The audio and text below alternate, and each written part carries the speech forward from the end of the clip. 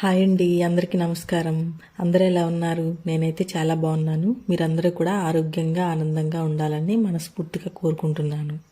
ఆరోగ్యంగా ఉండాలంటే కొన్ని పద్ధతులు మార్చుకోవాలండి. ఎప్పుడూ తెల్లగా ఉండే తెల్లటి ఇడ్లీలే కాకుండా వాటి ప్లేస్లో మిల్లెట్స్తో చేసిన రాగి ఇడ్లీ లాంటివి ఇంక్లూడ్ చేసుకోవాలి. ఈ రాగి ఇడ్లీ ప్రిపేర్ చేసుకోవటానికి ఒక గ్లాస్ మినపప్పు, ఒక గ్లాస్ రాగులు నీట్గా వాష్ చేసుకుని సపరేట్గా వేరే గిన్నెల్లో నానబెట్టుకోవాలి. ఒక చిన్న బౌల్ తీసుకుని దానిలో ఒక స్పూన్ సగ్గుబియ్యం, పావు స్పూన్ మెంతులు వేసుకుని క్లీన్గా వాష్ చేసుకుని నానబెట్టుకోవాలి. వీటిని గ్రైండ్ చేసుకునే ముందు మనం ఏ కప్పుతో మినపగుళ్ళు తీసుకున్నామో ఆ కప్పుతో కప్పున్నర ఇడ్లీ రవ్వని వాష్ చేసుకుని నానబెట్టుకోవాలి. మినపగుళ్ళు, రాగులు 6 నుంచి 8 గంటలు నానితే సరిపోతాయండి.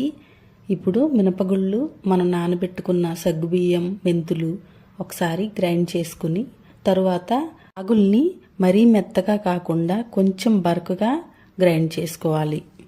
గ్రైండ్ చేసుకున్న పిండిని ఒక బౌల్లోకి తీసుకుని మనం ముందుగా నానబెట్టుకున్న ఇడ్లీ రవ్వను కూడా పిండి దీనిలోకి యాడ్ చేసుకుని బాగా చేత్తో కలుపుకోవాలి. చేత్తో కలపటం వల్ల ఫర్మెంటేషన్ బాగా జరుగుతుందండి. దీన్ని ఇప్పుడు మూత పెట్టుకుని నైట్ అంతా ఫర్మెంట్ అవనివ్వాలి. అసలే మన తెలుగు రాష్ట్రాల్లో డయాబెటీస్ బాగా పెరిగిపోతుంది కదండి.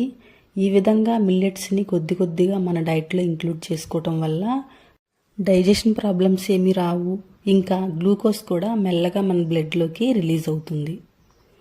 నైట్ అంతా ఫర్మెంట్ అయిన ఇడ్లీ బ్యాటర్లోకి సాల్ట్ యాడ్ చేసుకుని ఇడ్లీ రేకుల్ని తడుపుకుని ఇడ్లీలు వేసుకోవాలి.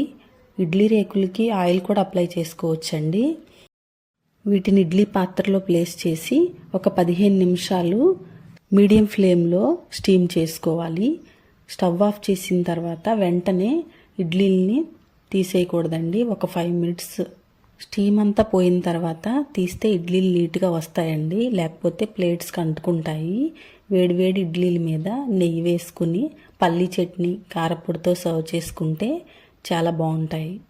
ఇడ్లీలు అయితే చాలా సాఫ్ట్గా వచ్చాయండి. మీరు కూడా ఒకసారి ట్రై చేసి ఎలా వచ్చిందో కామెంట్ చేయండి. వీడియో కనుక మీకు నచ్చినట్లయితే లైక్